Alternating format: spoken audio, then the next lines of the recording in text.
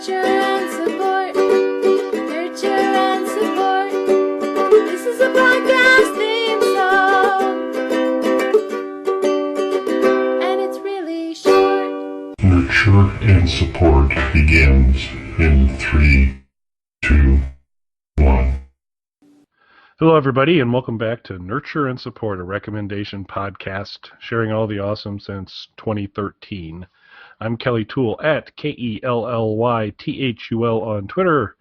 And with me, as always, advancing the Amazon Prime directive is Mel. Hey everybody, I'm Mel at Karmic9 on Twitter, a little bit more often these days. So it's a comeback. Yeah, I'm trying. I didn't have anything nice to say today, unfortunately. But I'll work on it. You had one incredibly nice thing to say today. Well, that was cool. I saw that and went, aw, that was a really cool picture. You want to tell everybody what it's about?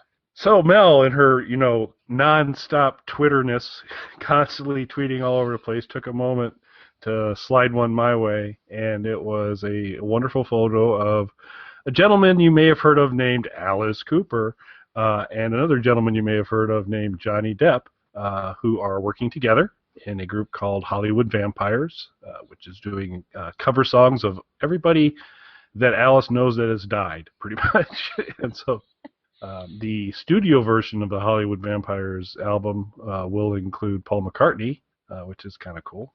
But Johnny Depp, who apparently is quite the guitarist, has been part of the band. Yeah. I didn't know anything about that, but I figured you did since it involved the almighty Alice. Yes, indeed. Been pretty excited. They're going to tour. McCartney, shockingly enough, will not be touring with them, but it should be pretty cool. So, yeah, it was a great photo. It's nice to see the two. And Alice, never an attractive man, but you put him next to Johnny Depp, doesn't seem entirely fair, but he held up pretty good in that photo. That's one of the better Alice photos I've seen in a while. So. Their hair, they kind of both have the long hair, stringy hair thing going on. So. Yep. Yeah, one of those heads of hair has probably got a little more dye. It would be because Alice has got to keep that black hard rocker hair, and nature may be trying to take it away. Who knows? Yeah. Yep. All righty. Well, thanks for sending that tweet. It's very cool. It's nice. Came at a good time today. I needed a pick-me-up, and that was the perfect time of the day to see that, so thanks. Good. So we know a couple things about Mel. We know that she's on Twitter nonstop. She's just a machine on there. The other thing we know is Mel loves her sports, and so I wanted to make sure that I gave a sports recommendation because she's such a huge sports fan. But that's me. I'm giving this recommendation. It is about sports, but I think you will actually enjoy it if you watch it. And ESPN's 30th anniversary was in 2009. And so they developed a series of things called 30 for 30, where they secured 30 different filmmakers to make 30 different 1 to 2 hour films about different events. The night that the NBA championship was going on and O.J. Simpson was arrested, the stories of Miami University, the real story behind Rudy, the guy from Notre Dame, and it was so popular, and and they're on Netflix, and I've watched a lot of them and enjoyed a lot of them. I'm sorry, 30 hours of sports sounds like a nightmare. More. I'm recommending. I'm recommending one show. I was like, why is Mel laughing? This is not funny. I am not recommending you watch 30 hours of sports. I'm recommending you watch one of the 30s for 30. So, which is surprisingly where I got confused. They're on Netflix, and I've watched a ton of them. Matter of fact, I'm fairly certain I've watched more than 30. And this confused me because I said it's 30 for 30. I'm fairly sure I've watched more than 30. How did this all happen? But now I see because it was so successful, they did 30 for 30 for their anniversary, but then they've continued to do it each year afterwards. So there's a new batch of 30 and a new batch of 30. So yay! So it's not, you're not limited to 30. You've got like 120 of these you can watch. So I can't wait. That's right. But there's just one I'm suggesting at this time, although I've watched a couple others that I may recommend later, but I'm just recommending this one for now. And it's called The 16th Man. and it's largely about a sport. The sport's in the backdrop of the story, and it's a sport that I know absolutely nothing about except that I would never, ever play it, and that's rugby. So I'm guessing that there are 15 players to a rugby team, and the 16th man is the part of the story of someone else who was very closely involved with the rugby team. Now, the interesting thing is this is a story about the South African rugby team and Nelson Mandela. And so what you get through this story, most of the story is about South Africa and apartheid and some backstory on when Mandela went in, who he was originally nonviolent. He had been resisting, they had the segregated government. The whites were the minority by a huge amount, about maybe it's either 5 or 10 to 1 in terms of the population. But they had all the power. They ran it. Deplorable conditions for the majority of the population. No vote. Segregated system. Horrible. And Mandela resisted it nonviolently for a number of years. Having no success with that, he turned to more aggressive means, which ended him going to jail. So you get a little bit of his story. You get the story of another individual where there was a police crackdown where they were beating some people, and this guy ended up killing a police officer, and so he was put in prison and was getting, basically on death row. And so he's part of the story, and he's talking about it. And then you get these rugby players talking, and so I was trying to piece it together. Apparently, rugby is like the sport in South Africa. Huge, particularly amongst the white population. Very, very popular. So what would happen is that when they would have big games during apartheid, all the white people would come in and sit in the seats, and the black folks were required to stand on either one end or another, the other, so they go through. And they would basically root for the other team. They were this was not a good dynamic, not very happy. So New Zealand, who apparently is a rugby powerhouse, another thing I learned, didn't know that, but New Zealand, good at rugby. When they'd come, the folks would just, they'd be rooting on New Zealand to win because it was just obvious a lot of friction there. And the team Springbok, Springbok, was the kind of premier team in South Africa, and they had kind of like a gazelle logo, green and yellow colors, and a gazelle. And Springbok was the team. So they were giving a little bit of background on that, and they keep interviewing these rugby players, who, by the way, look like talking beer kegs. It's just every one of them is these massive, huge men with no neck and giant heads, and all nice and articulate, but just monsters of men. And they were just kind of talking about what Springbok was all about and the pride in rugby and all that. So Mandela gets out. After Mandela's finally released, as public pressure finally got the apartheid system to break down some, they had their first general election where first time ever, where everyone could vote. And not surprisingly, Nelson Mandela became the president of South Africa. And so this was a point of concern for the former ruling white party. And Mandela, this is one of the things I really liked about this is you always knew Mandela was a kind of a great man and smart, and obviously what he drove for was important. But what you saw was he's also remarkably perceptive. He was looking for ways to kind of create some olive branches and do something to kind of pull the country together. And so he began to have some conversation around some things, and basically in kind of an exchange type of thing, he said, I'll get the Rugby World Cup to come to, because they had basically South Africa had been kind of shunned from the rest of the rugby world, weren't allowed, just like they weren't allowed to participate in the Olympics and stuff like that. So he says, I'll bring that to South Africa, and we'll have it here. We'll host it. And so that's what they did. And at this point, it didn't exactly integrate. There was only one non-white player on the Springbok team by the time this tournament came, but there was finally one, at least. And but Mandela showed up at their practice. A helicopter came in. He landed down as they were getting ready for the World Cup coming up, just to visit with them. He knew all the players. He knew their names. And one of the guys kind of reached out. He had a Springbok baseball cap, and he went over and handed it to Mandela. And without missing a beat, Mandela grabbed it and put it on. And it was just, that had basically been a symbol for a long time about the clear distinction. But he was like, we're one South Africa, you're our team, I'm here to support you. He'd be speaking to a lot of his followers as this tournament began to say, get out there and support the team. And they were really not enthusiastic about it. But he actually showed up to one of the speeches in full Springbok attire. He had hit the company store and had it all, the jacket, the hat, sweatpants, everything. And so there were a lot of people who were struggling, kind of saying, why are you wearing a Springbok hat and all that? So you get to see kind of the dynamic of him trying to convince his supporters around, if things are going to be different, things need to be different. So this is one chance for us. And he had a strong belief that sport was one of the things that could kind of bridge gaps.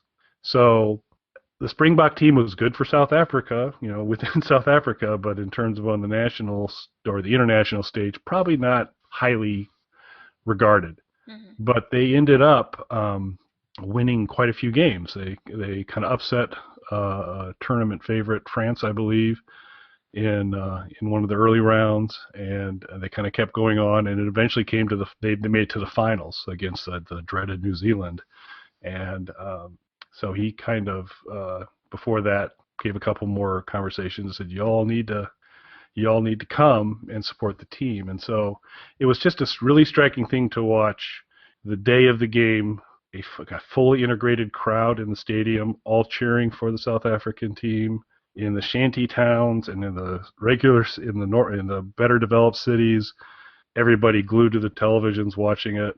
You get to see kind of some different perspectives, like I mentioned at the beginning, Mandela had been in jail and they were telling the story of another guy.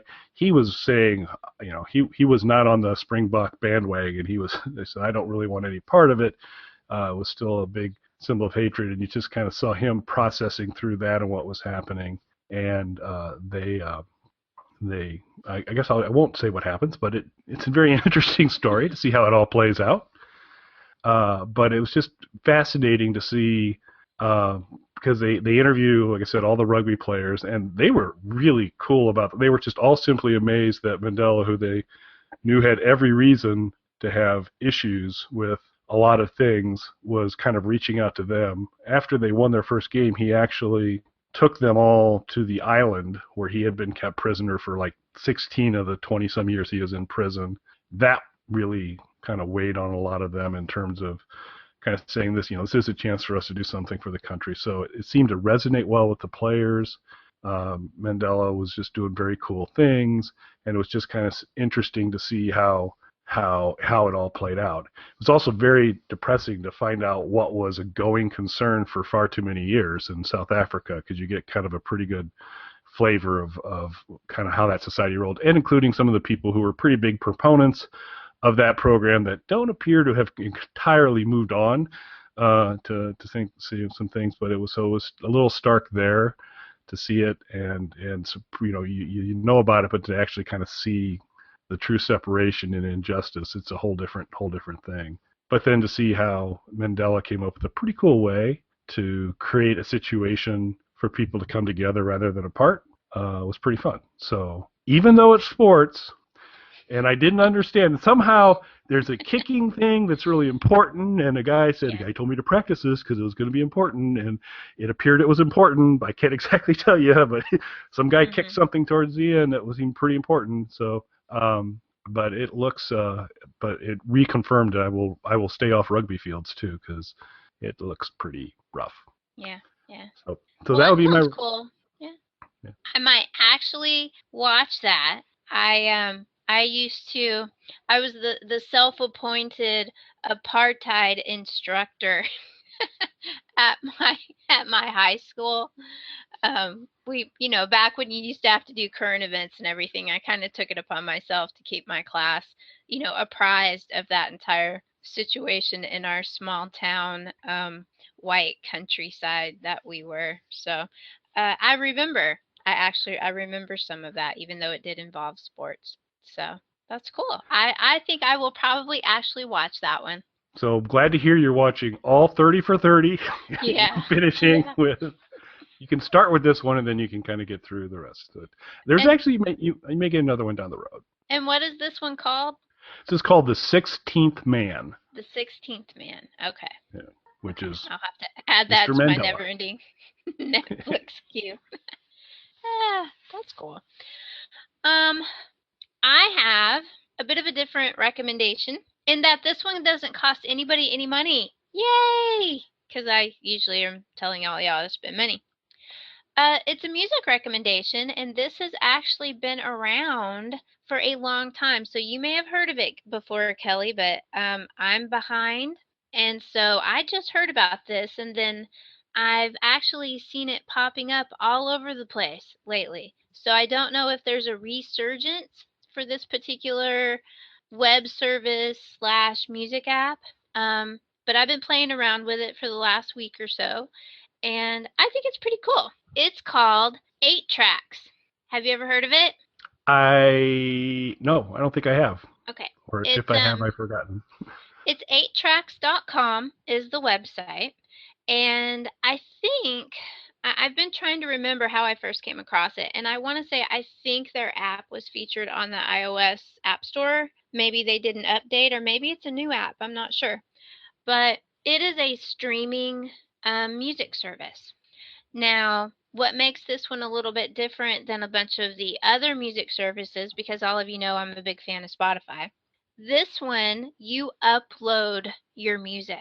So you can make playlists of music that you have legally, of course, and make a playlist and share it with everyone.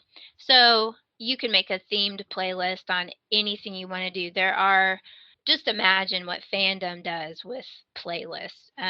There are playlists upon playlists on. Today I saw a whole bunch for Black Widow, and it's like once I listened to one, it like kept rolling out just playlist after playlist that people had put up in tribute to Black Widow. It's actually pretty cool.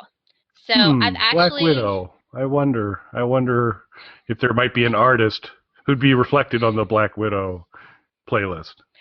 I didn't hear any Alice. Oh, that's one of his best songs. Not in the ones that I listened to. So see, you need to get on there and make a Black Widow playlist that features Alice Cooper. I did not come across Alice Cooper on any of these. So, but I did hear some music that I hadn't heard before, which is the whole point of this. I get very stagnant in my music listening because I can't stand listening to the radio, and I'm old. And so all of this newfangled kids pop music out there really irritates me. And so I end up listening to the same songs over and over again.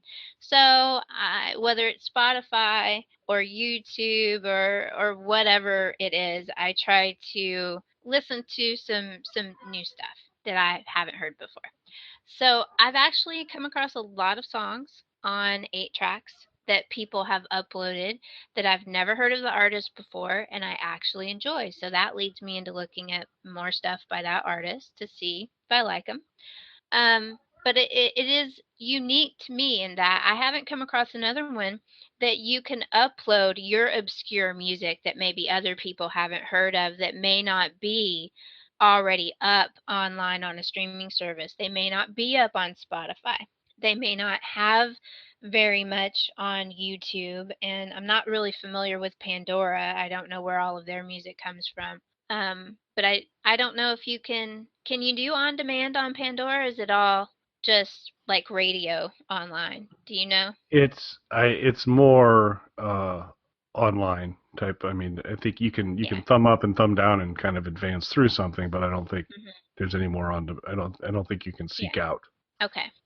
So Spotify also, you can make playlists on Spotify, but unless you're a paid subscriber, you can only shuffle playlists. It just plays them randomly. You can't listen to a particular song on demand. So on 8 Tracks, one of the things that is both interesting, it's both a pro and a con. When you find one of these playlists, you can search by either a particular artist, or when people create a playlist, they put in a brief description and they put in tags about it. So when you find a playlist, they've usually uploaded a representative piece of artwork to depict the playlist. And you don't know what songs are in the playlist at all. It doesn't show them to you until they play. So you have to listen to all of the songs in the playlist to find out what's actually in there. So it's a pro and a con because one, it's interesting in that if there's just one song in there that I really wanted to listen to, I won't listen to all those other songs that I may not know. So I can't do that because I don't know what the songs are. But it's a con because you only get to skip 3 tracks every hour that you're listening. So if you come across a playlist that's got 15 songs and you skip 3, this happened to me today. I'd already hit my quota. I didn't know there was a quota. And then this song came on that I absolutely despise. I absolutely despise this song and I couldn't skip it. I was so upset. So either had to stop listening, or what I actually did was just mute my device until the song was over because it wouldn't let me skip. So I had to sit there for 3 minutes while this horrible song played that I absolutely hate until the next song came on. So what is that song, Mel? I need to know. It's something by MIA. I don't remember the name of the song, but I'm not a fan. I'm not a fan of her music at all. I haven't heard any of her songs that I actually like. So I don't know. I'm just not feeling that. So don't anybody ever send me an MIA song because I don't like it. So it's kind of fun. In the time that I've been looking at this, I've actually come across my brief visits to Twitter, several people tweeting out links to playlists they've made on 8-tracks that were playlists around particular book characters, which I thought was funny because here's another example of how nerds go crazy online loving a particular character from a book or a movie or anything else, and we're going to go dedicate hours of our lives to picking out a playlist to depict how we feel about this character. And I had never heard of this particular service before, and according to their website, they've been doing this since 2008. So that's a really long time, and I haven't heard of them before. So and I didn't find an answer as to why they call it 8 tracks, but you have to have at least 8 songs to make a playlist. But I couldn't tell if they knew what an 8-track used to be. They might not be old enough. Yeah, I was a little worried when you said there was something I didn't like about it, that it was going to be after every 2 songs there would be this long delay, and then you'd hear click, and that one song would be split in the middle, and it would fade out, and you'd hear the click, and then you get a running start back into it. There was a Jesus Christ Superstar 8-track in my youth, and I Don't Know How to Love Him was the one that did not fit on a track, so it would play and then stop, and it would cha-ching and then restart. Yeah. So it doesn't do that.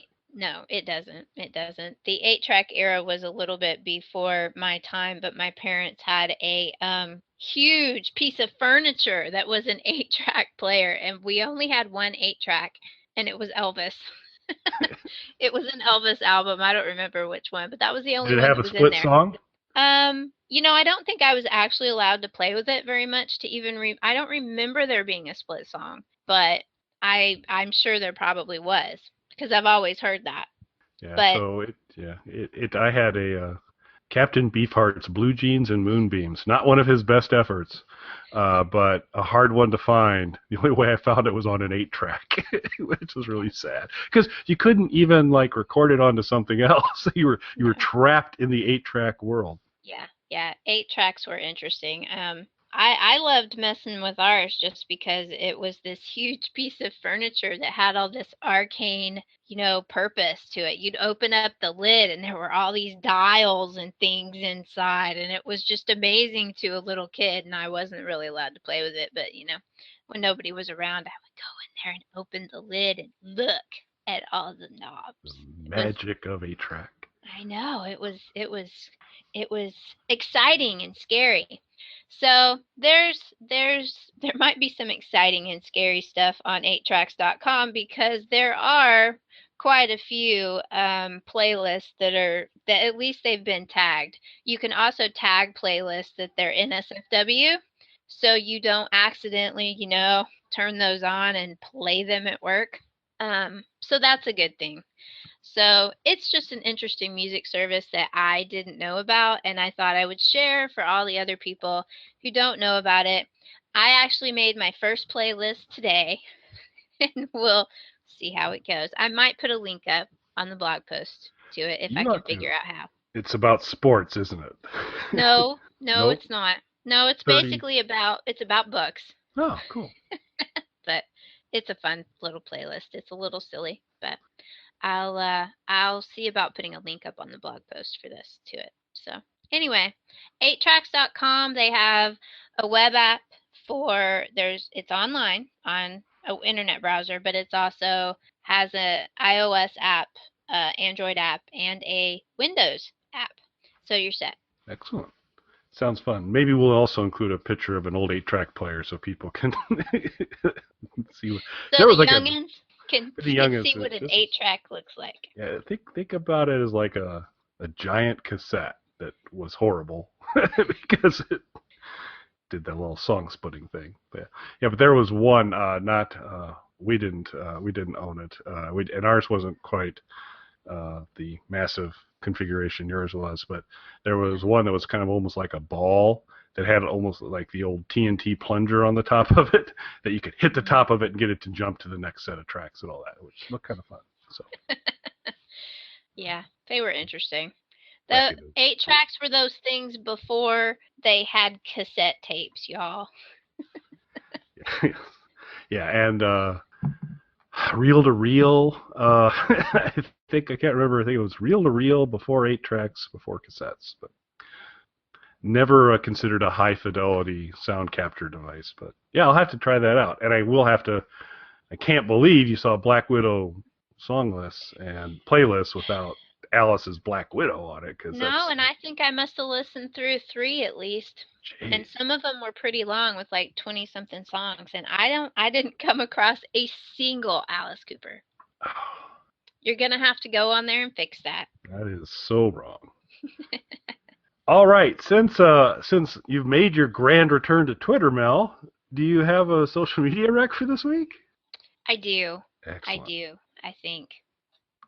My Twitter recommendation this week is I actually remembered the one that I meant to make a while back.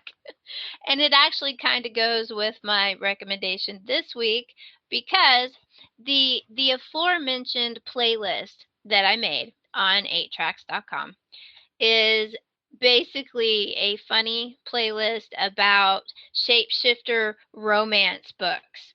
And my Twitter recommendation is someone who has been known to write some shapeshifter romance books.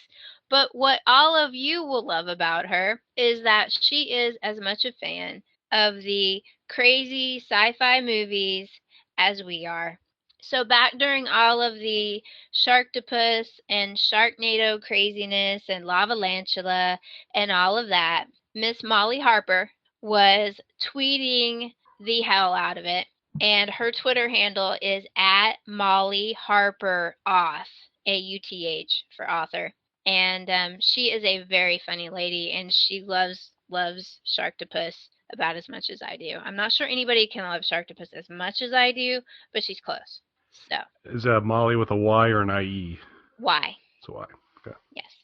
So she's terribly funny. She writes funny little romance books. Some of them featuring werewolves.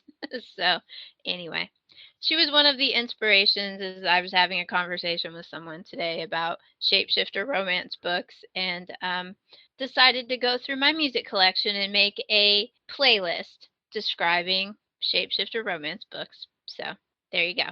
Excellent. All righty. So mine's yours is better for this week. Mine's okay, but yours sounds much better.